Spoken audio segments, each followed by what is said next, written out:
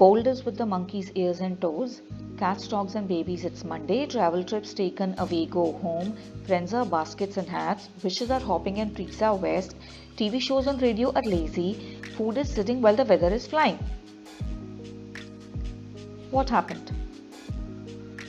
Can anyone tell me what I've been trying to say? No? Why? Have you ever listened to someone or attended a session that left you wondering what was the purpose and context of that communication? Or worse, have you ever been a communicator in such a scenario? If your answer is yes, tighten your seatbelts. When such a thing happens, and believe me, it does, more often than you can imagine, the audience is not at fault. Then how should you speak so your audience not only understands you but is captivated? Welcome back to part 5 of business communication, where I'll be talking about how to tailor your language so it reflects your purpose. Communication is all about getting a message across to your audience and eliciting action. If your audience doesn't understand what you're saying, you failed. You need to be aware of your audience and their frame of reference. It's time to look back at your audience profile and their mindset. Think about a story that you could tell that they might relate to. This is your chance to add relevancy to what you're saying and leave them with a memorable call to action. When you take the time to adjust your words, the structure and approach in communicating with your audience, it shows that you care enough to pay attention to their individual perspectives, values, and strengths. When you make the effort to deviate from your natural communication style to match your audience's communication preferences, you open a door for a long-term association. So what are the areas that you need to consider when it comes to tailoring your language? Clarity, starting and ending memorably, positive and negative messages, informative versus persuasive messages, and storytelling. So when it comes to clarity, what is the first thing that comes to your mind? Yes, you need to use simple language.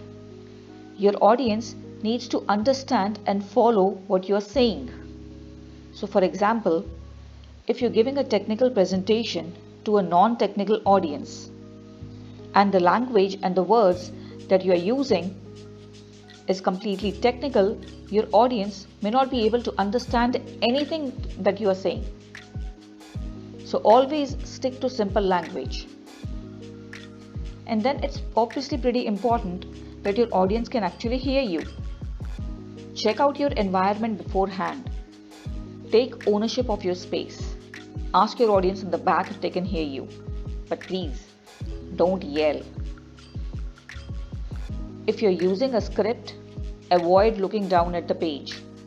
If you must, use cue cards instead of long pages.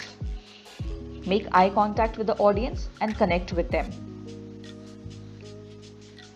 Enunciation means getting out all sounds in the word. You need to move your mouth a lot in order to effectively do this. Sometimes it's useful to over-dramatize at the beginning and then take it down a notch. Tongue twisters before you give your speech can also help warm up your mouth. And then there's nothing more boring to listen to than a speaker who doesn't change their tone. Varying your tone adds drama and intrigue to your speech.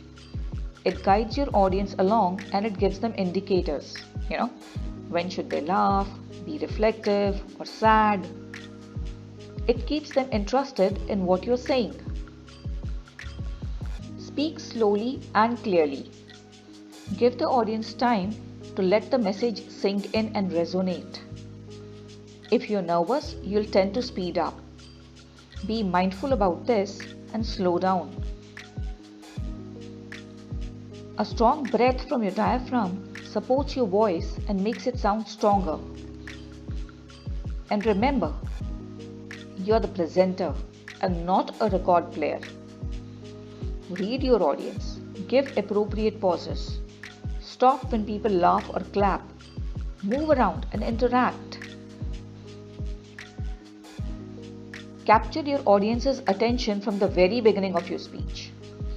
Ask a question, quote someone, share an interesting statistic, personalize. Explain why this topic is meaningful to you. What is your connection to it? Be descriptive, use a prop. Whatever tactics you use, don't forget the purpose of your communication. When you reach the end, don't just end abruptly. Conclude with an impact. Be memorable. Highlight the one thing you want your audience to remember. Refer to the beginning. This is called bookending. Reference what you said at the start of the presentation and then summarize. Appeal to your audience to take action. The worst thing you can do as a presenter is say you're about to conclude and then drone on and on and on. As soon as you signal that you're about to wind up, wind up. There are a few different ways to conclude with impact. Choose the one that fits in with your purpose. Let's take a quick look at positive and negative messages and how to convey them. Sometimes your task as a communicator is really fun because people love hearing about positive news. But you still have to think through how you're going to convey your message. You need to communicate all the necessary information and answer questions, provide sufficient detail. But don't fall into the trap of TMI. That means too much information. And lastly, you have to leave a good impression. Communication reflects you as an individual. So avoid question marks here. On the other hand, conveying negative messages isn't fun or easy. But it's really important to learn how to ethically deliver unfavorable information. Be clear and try to gain acceptance. This is important, but it's not going to happen every time. In such scenarios, creating a context and giving a brief explanation helps. Focus on maintaining goodwill and a positive image whenever possible. Positive language and a respectful tone will get you far. And don't forget, it's about audience-centered communication. You have to make them feel heard and respected. Address any questions that you might get so as to reduce or eliminate the need for future communication on that matter. The next aspect you need to consider is the difference between informing an audience and persuading an audience. Information is all about teaching or instructing the audience about a concept. For example, in an informative session about PowerPoint, you'd be teaching them how to use it. On the other hand, in a persuasive presentation, you're trying to change attitude or belief or eliciting action. Yes, I know that can be tough. Informing is telling, simple, straightforward giving out of information.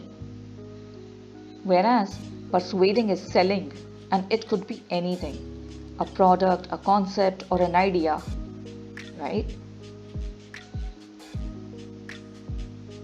Now let's see why storytelling is vital to communication and what kind of stories can you tell. I've seen a lot of presenters include storytelling in their communication, but a crucial point they miss out on is whether that story is appropriate in that situation or not. I personally find stories useful for engaging trainees and to drive home a point. And people who've been a part of my sessions have experienced this firsthand. But what if you don't have a particular interesting story of your own to tell?